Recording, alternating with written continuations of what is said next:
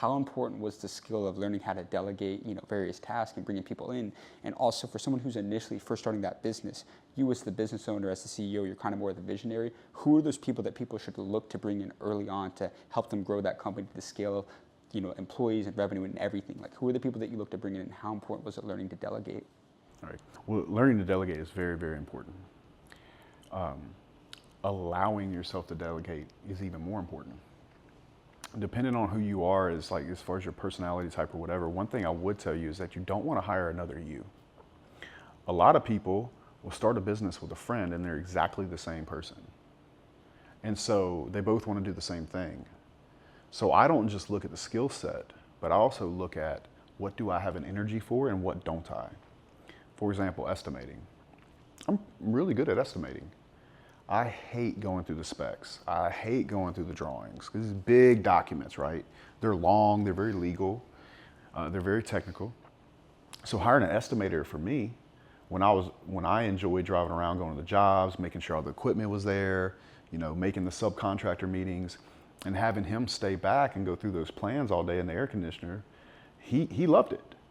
Whereas I didn't, because I don't like sitting still, I like to go. I'm a go person.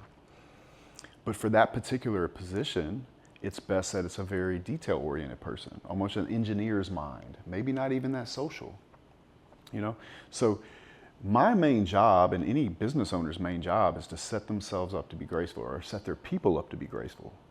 But that's also including yourself. So I took a step back and I said, does Justin need to be estimating? No. Because either he won't do it or he'll skip shit. And for that reason, I fired myself from that role.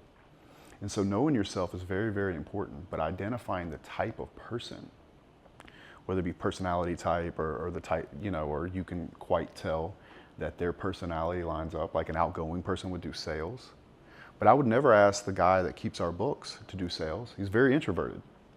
And he's very like this, which is perfect for accounting. So you really need to look at the individual on your team, or that you want to bring in, or you need to think about the position itself and be like, what type of person would do good in this role? What type of person that if I hired, they would be successful? Because your job as the owner is to set them up to be graceful. And you should never ask anybody to go against what they're naturally inclined to do, including yourself. So I'd never hire anybody that was exactly like me, unless I wanted to completely exit. And I would never put myself in a position to have a job that I've given to myself that I am not set up to be graceful for. So I think that's one thing to think about for sure when scaling.